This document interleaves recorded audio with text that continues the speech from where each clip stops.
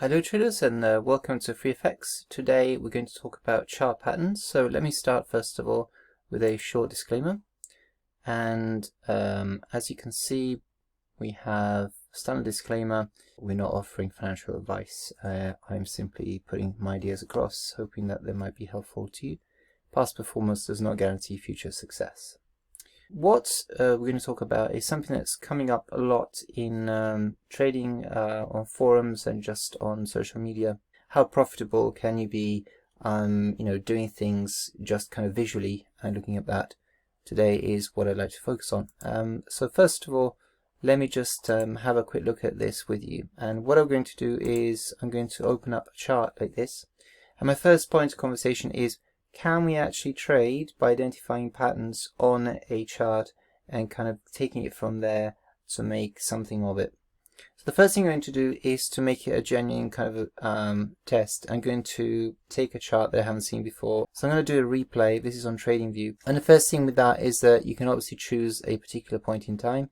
So I'm going to go back some time. Let's go, like 5 years. And I'm going to go and just try that. And as you can see, there's basically nothing there after that point. So I can actually zoom in and there's nothing there. So at this point in time, I've got something that tells me that there might be a particular set of circumstances happening. So I'm trying to forecast what's going to happen. And for that, I need to sort of really look at patterns to try and identify past performance and what's been happening with that. So I've got a daily time frame, which is better than the hourly if you want to kind of look at the bigger picture. And I can see straight away in the region of, that's January 15 to March 16. So kind of over a year plus, there's been this kind of pattern there. There's a wider trend possibly, but there's a huge rise and dip there. So I'll ignore that for a second and just kind of look at this series of lower highs and lower lows. So what is the pattern here and what's likely to happen? So what I need to do is to create some context. And like always, when you do pattern recognition, it starts with something that the eye looks at, and then you try and have some kind of testing of that in some sort of way. I'm quite new to testing. I'm really just kind of scratching the surface. I've been doing things manually for a while, so I'm not saying that I've done a lot of testing, but it's kind of where I want to go. And I'm trying to sort of put that across if other people are thinking about it, why it's important. So today is kind of discussing the pros of that and what sort of things can help a discretionary trader like myself and like maybe you. So here's basically my understanding of this channel is that we have a parallel channel which you can create in TradingView, and the parallel channel starts about here. We know that there's more information available and we'll replay that to see what happens. So what I'm going to do here is I'm going to look at this. At this point where we are with price, we've broken this channel, and it had quite a number of tests throughout the particular downtrend that we experienced, and basically that's kind of what we're looking at. So first we defined the channel with a first bounce here. Then we defined it again with a second bounce. This is the lower trend line.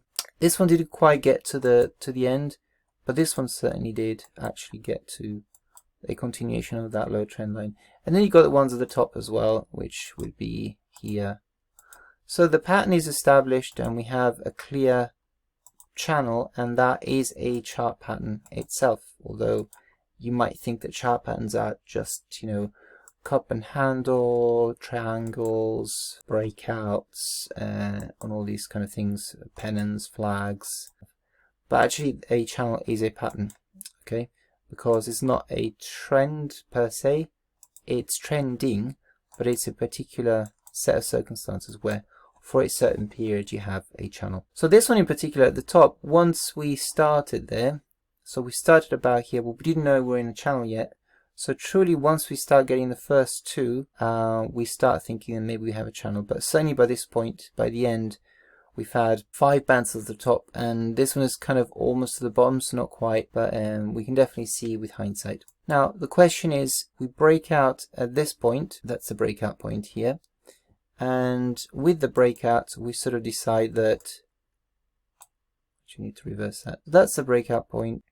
So we've broken through that channel, and what's going to happen is, if it's a true breakout, this is closed, it's a daily, so we've closed below 1, 2, 3 days below, then this is what we call a so this point you might have decided on day 2 below that to trade it. You would have let's say that you entered right at the top there 125.02, got down to 123.40 within the day. That's a pretty decent range. And then the following day and the following day, it basically erased that, and then it dropped some more. And then we had, essentially, we had a pullback. So the pullback got us to what was the lower trend line. And then we don't know what happens next. So at this point, you're wondering whether it was a false breakout and whether the trend line will continue below the channel, so that essentially what was support will become resistance. So is this a failed breakout to the downside, in which case this will re-enter the channel, or will it continue? So let's play back and see what happens. Here's playback. Okay, so that's basically the first 1, 2, 3, 4, 5 trading days. After that, we had this massive candle, and this bullish candle got us right back into the channel. So we definitely actually invalidated our theory that this was going to continue down. If we continue any further,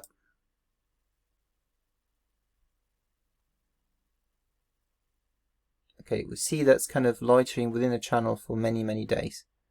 And then it continues higher. We're basically halfway. That's the kind of the mean reversion line, if you like, the halfway point. We've gone past that. So we're back in a channel.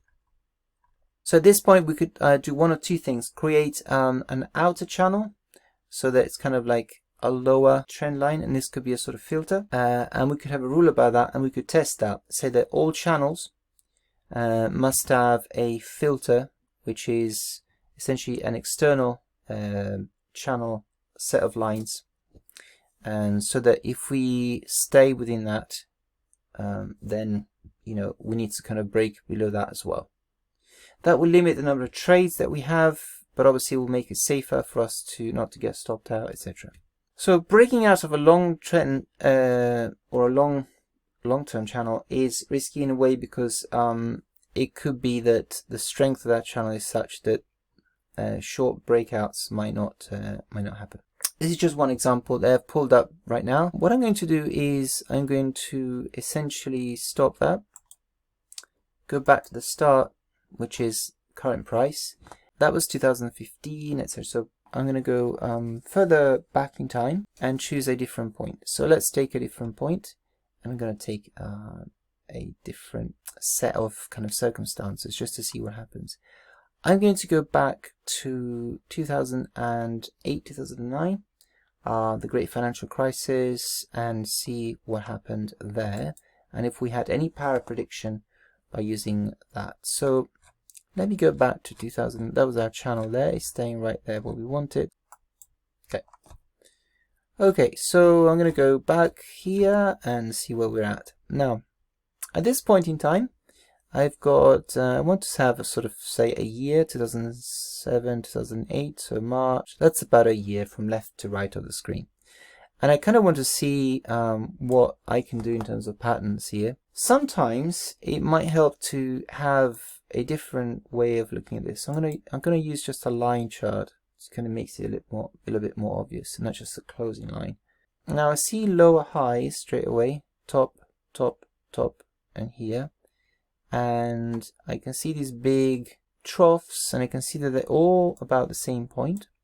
So let me start with that theory. In the longer term, we're basically compressing price. I'm going to try and do that and see if that kind of fits.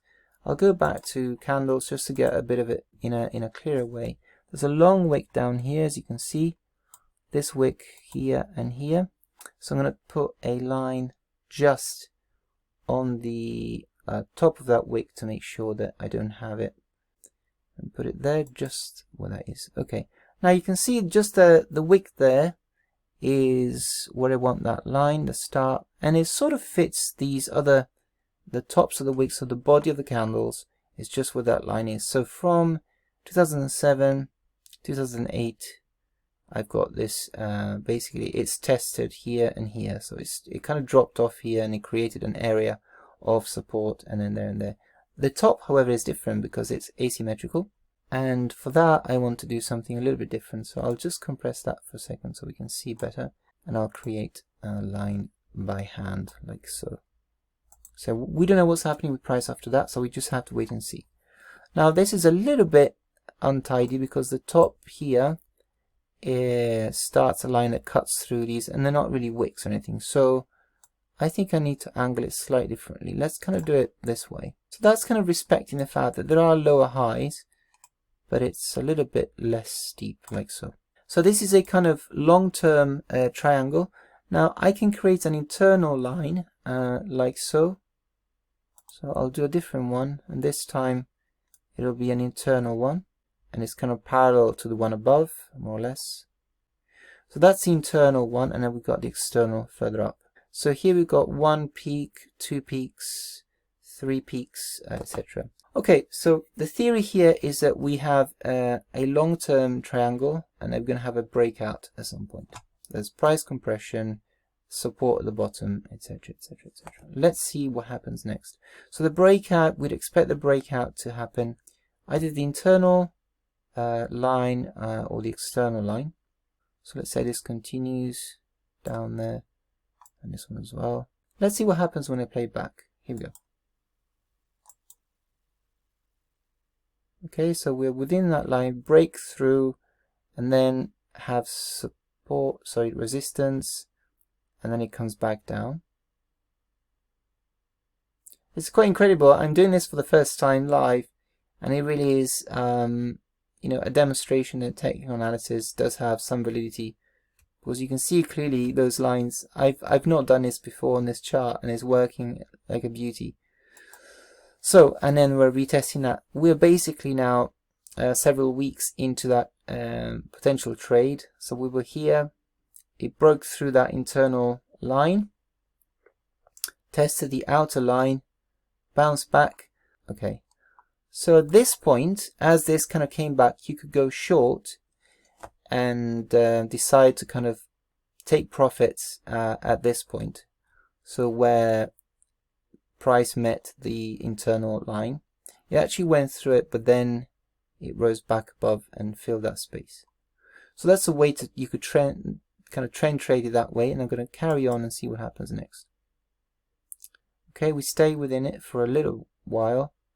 There are some wicks there, an attempted breakout, resistance, finally a breakout. Is this a true breakout? So you trade it short, this bounces back. At this point you might be tempted to trade short again. So what worked here, say you waited 1 day and then traded the next.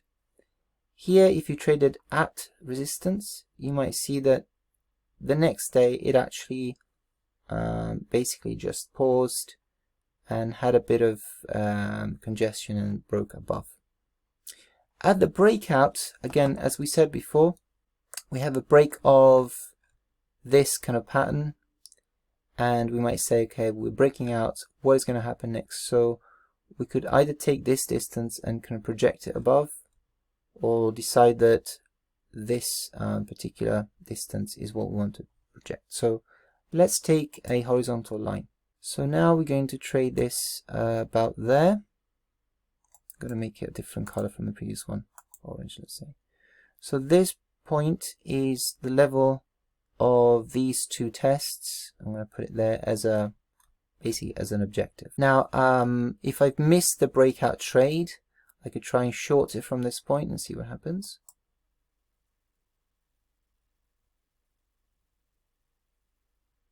Okay, it's trying to break above, not much conviction, lots of little candles, and it continues higher for a little bit, and it sort of sits around that level, almost to say this is an important level, and it continues. This is several days now, so you're kind of loitering that area but not really getting a lot of traction. So it's not a very good place to be if you're trying to trade that. You get chopped out a lot, and again it's not really moving that far. We're still kind of staying within that. It's not really doing that much. Okay, and basically measured from this point, what we got to here,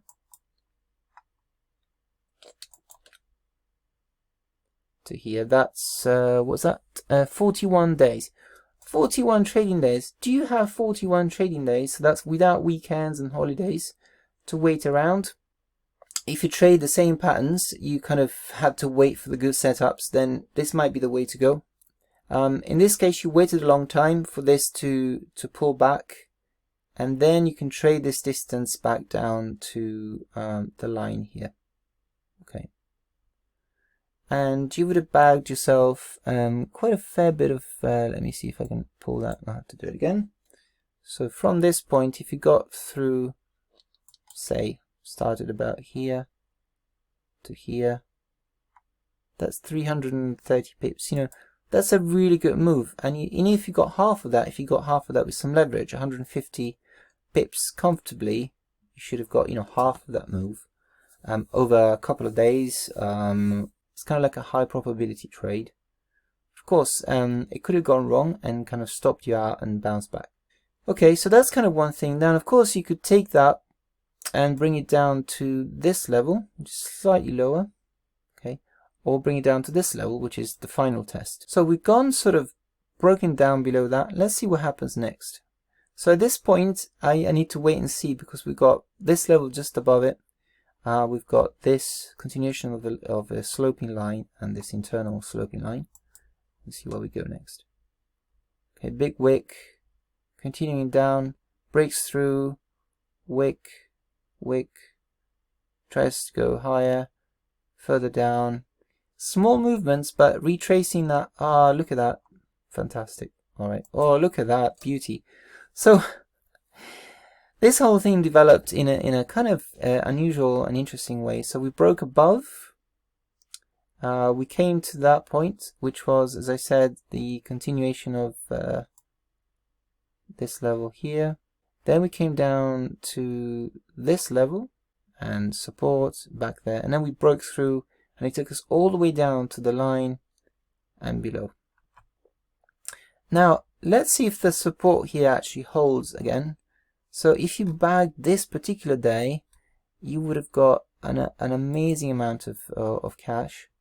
That's a huge move. Let's see what happens next. Okay, still support holding, breaks through that support.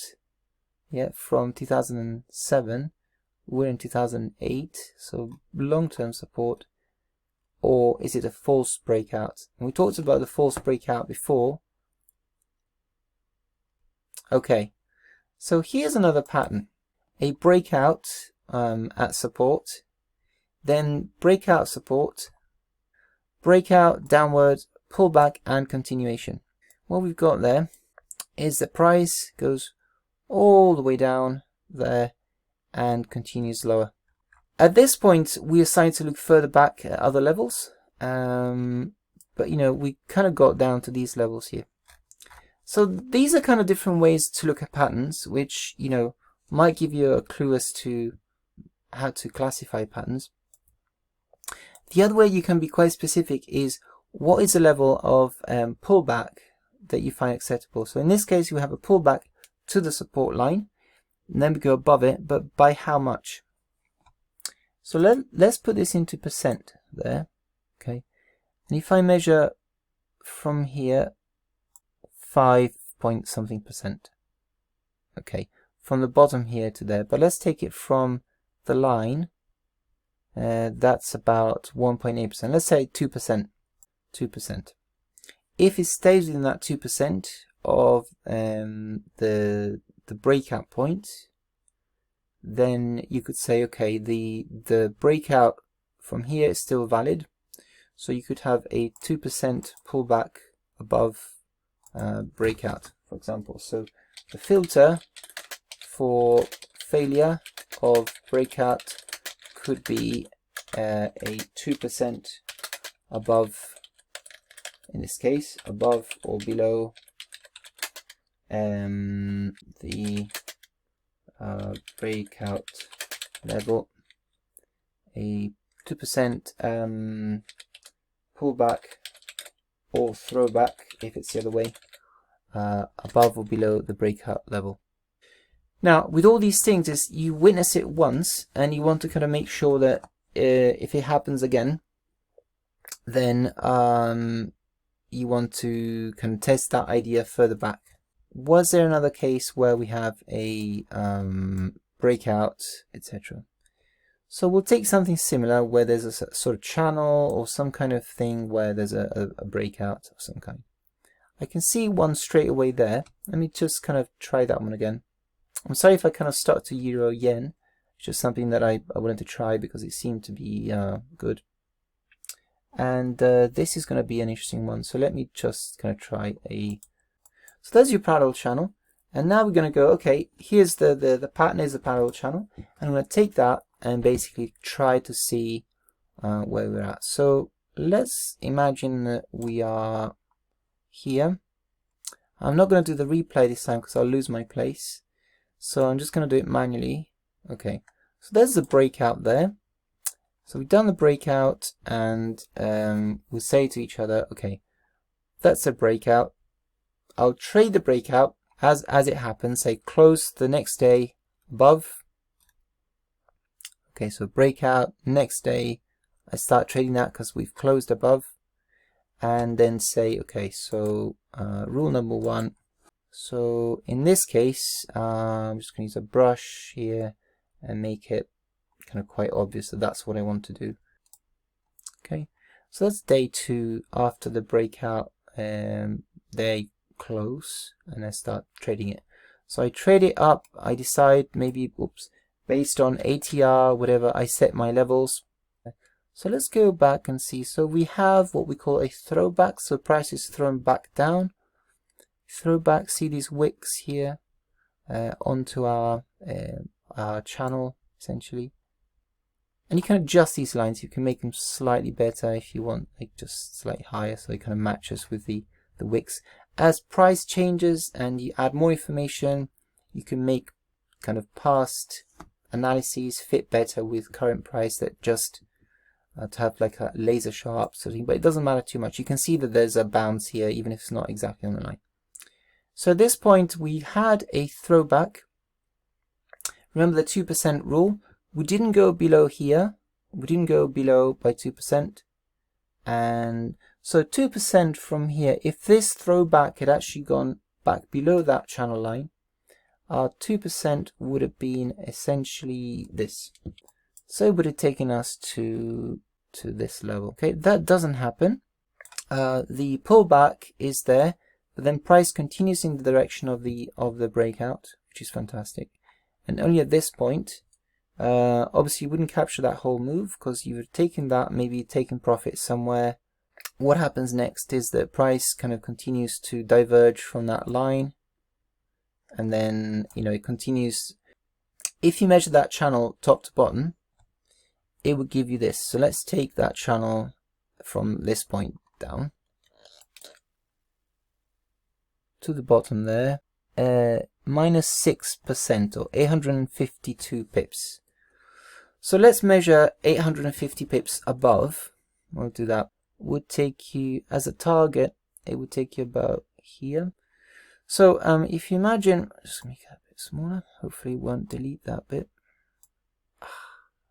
You had a pullback, sorry, a throwback, another throwback, but this time not to the actual breakout point. And then eventually you would have hit your target about here.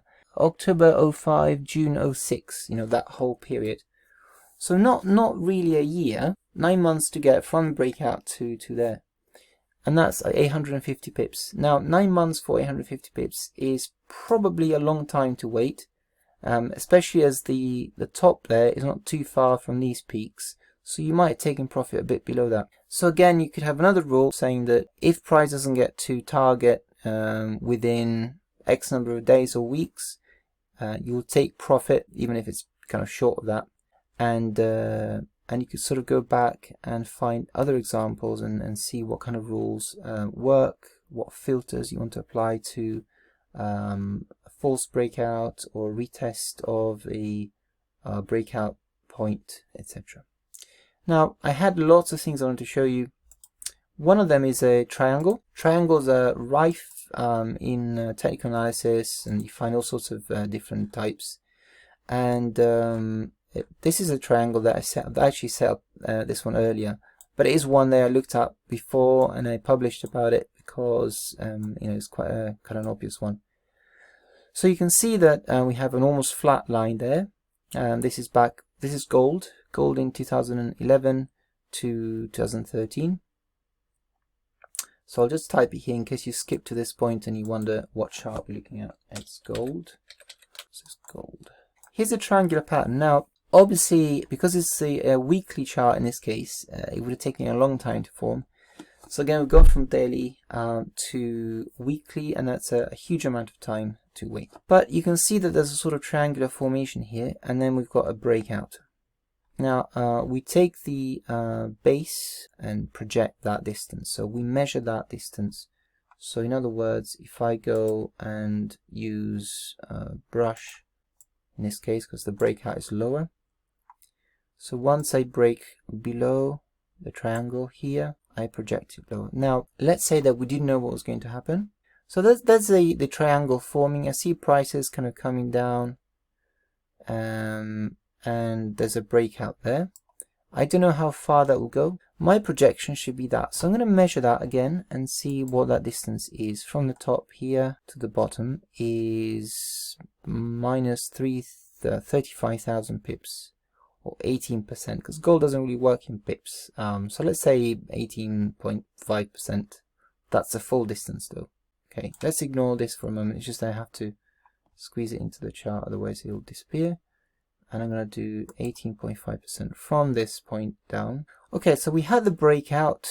We continued down, and after 1, 2, 3, 4, 5, 6, 7, 8, 9, 10, 11, 12, let's say 12 weeks, we achieved that profit target. Eventually actually exceeded that target, continuing lower. So this is where things go well. Obviously that doesn't always happen, but that's just another example of how you could use triangles. I had other examples. Here's Euro TRY, which is a Euro Turkish Lira, which I published about on TradingView, and you can see an example there of what happened. So the green line there is what I actually published. At this point, we were thinking of, that's the moving average, that's the triangle there. We were thinking of, you can see it was kind of coming out to here. The breakout hadn't actually happened yet when I published this. So it went lower. It broke below the 200-day moving average. So the breakout was confirmed. The second day you start trading that, and then it basically pulled right back up to the line here, and then it sort of started going above that. It's an interesting situation to trade because we have that confidence, confirming the breakout, etc. And you can see that it's something like a 4% drop. In fact, it's a bit more than that. It's like a 5% drop, so it's a fair amount. And it hadn't quite taken the full distance of the triangle, so it didn't really achieve, if you set that as your profit target. You could, however, have the 2% filter and say if this, that's 9.7%, so 11.7% is here, and we're still below that. So you could say, if on this chart my pullback takes me above that breakout point, and by 2% I'm still within that trade, and you can say, okay, that's fine, I'll just kind of stick with that. I've gone on for quite some time, I realized that. So what I was going to show you actually is a really important thing, which is that you don't have to do this alone. There are a number of kind of platforms you can use. I had a consultation with InvestiQuant, and they basically, that's a little publication that I looked at, which talks about how frustration kicks in when you're as a trader and you try to do this manually, and then you sort of don't have an edge because you don't know you have an edge. You see one pattern, you trade it, then you maybe trade it a second time, it doesn't work, and you start getting really frustrated. So that's where kind of statistical edge works, although the edge may obviously not work forever because markets evolve over time. Now they also have an actual platform, obviously, and it's a paid model, so you kind of pay for the year. They provide this thing, which is IQ Discover. So in my consultation I was shown how this works. Essentially you have a number of tools which are ready-made, so you don't have to code them yourself. And they only do equity indices, basically. So you can't do it on spot FX or futures like that. So unfortunately, it only works on a section of the market. You can test anything. You can test like lunar cycles, you can test days of the week, trading patterns and days of the week. You can test patterns as well. You can test a lot of things, and as well as, you know, daily close and volatility measures, volume, different indicators, all indicators you can think of, profitability, win-loss ratio, all sorts of kind of measurements. So I do recommend InvestiQuant because Scott Andrews was actually on the interview with is the Scott Andrews podcast, and basically it's how to find statistical edges. Finally, there's a really good website, and this is by I discovered this while I was doing my CMT level 1, and Bulkowski studied chart patterns for years. He put up a website. It does have a ton of data on chart patterns. So the main site is this, and then you've got all these different tabs. So the one I had earlier was chart patterns here, and essentially what you do is you go into the alphabetical index. On there you'll find, for example, channels, which is what we've been doing, but there are so many, and let's say that I want to know about channels. So channels, drawing 3-point channels. There's channels. Now what's really good about this website is got a ton of information about how they've been tested and the results. So it's got a ranking of all the different patterns by profitability, etc., in rising, falling markets, etc. And then now, of course, you could say, well, have these patterns been tested on currencies specifically? And the answer may be no. Maybe been tested on stocks, but still, you know, it gives you an idea of whether they have an edge or not. And also, these edges come and go. It goes through different decades, so it's really good for that. So let me just kind of show you this, for example, and it says it gives you a little diagram as well to show you what the pattern actually looks like. And then it says, in this case, you know, up channel, down channel, identification guidelines. So trading tips, there's kind of the standard breakout sell. You can see that pullback there, just like we experienced earlier. That's the inverse of that. This is the explanation. Then you want to go into the actual ranking. So if you go back to Home tab and look at pattern rank, and then here you find different ways of listing the rankings. Time performance, for example, a list of performance over decades, event patterns. So let's try. So this is a list of chart patterns showing the performance and failure rate rank of each pattern by its average rise in a bull market, for example. And basically you can see that there isn't really, when you look down, there isn't really something about channels. And because there is something about channels, I'm going to basically ignore that for a second and actually come to another thing about this particular website. You've got the performance rank here and the failure rank. That's really important. And if you go down, this is kind of in numerical order. So the worst is 39. That's basically the range, 1 to 39. Failure rank, again, up to 39. So out of these, you might recognize some. For example, you got something like cup and handle. You might have heard that. You might have something like a double bottom, even Adam, which is like a rounded bottom and then a slightly sharper bottom. Triangles, ascending triangles. Now we looked at earlier with the Euro TRY and gold, etc. We looked at descending triangle, so that the bottom is flat and the top is at an angle. That's a descending triangle. And the descending triangle, the triangle's descending. So very low performance, 33 and 34 in terms of failure. So not very good at all. And you saw that how messy it is when it breaks down and then it goes back up. So as a pullback. Now this is a upward breakouts.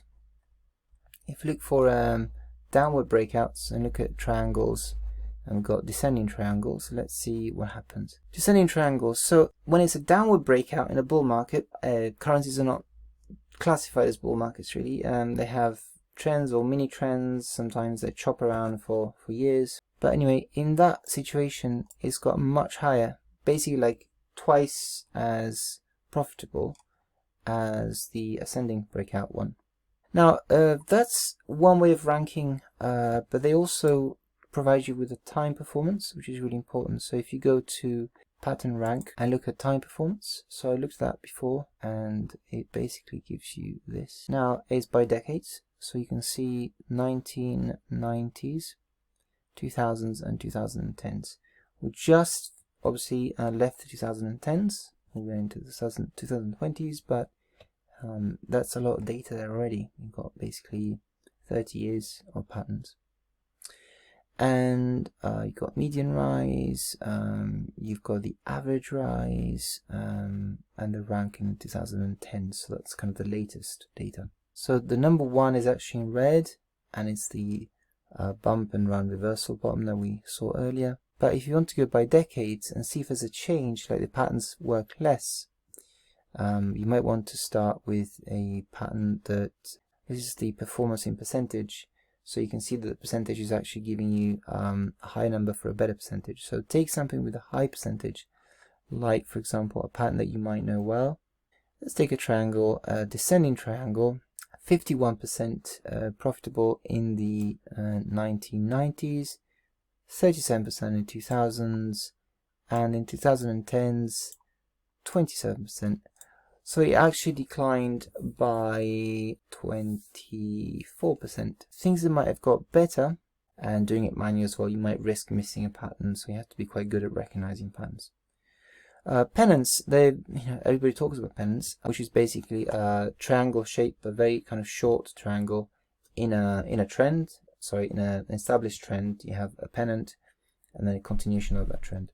Performance, not great. So let's take pennants. If historically it's that bad, let's see how they're ranked. Okay, it's not actually listed. It might be that they don't perform very well, so they're not even being listed among these ones.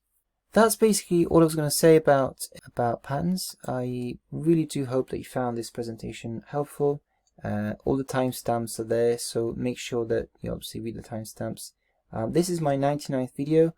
So obviously my next video is going to be quite important to me. My 50th video was about 5 years ago. So for my 100th video, it's going to have a lot of things that might interest you. And it's going to be, I hope to be like a retrospective on a lot of things that I've discussed already before. Thank you very much again to all of you for following my videos. It's been absolutely fantastic getting to this point. And I'll see you in my next video.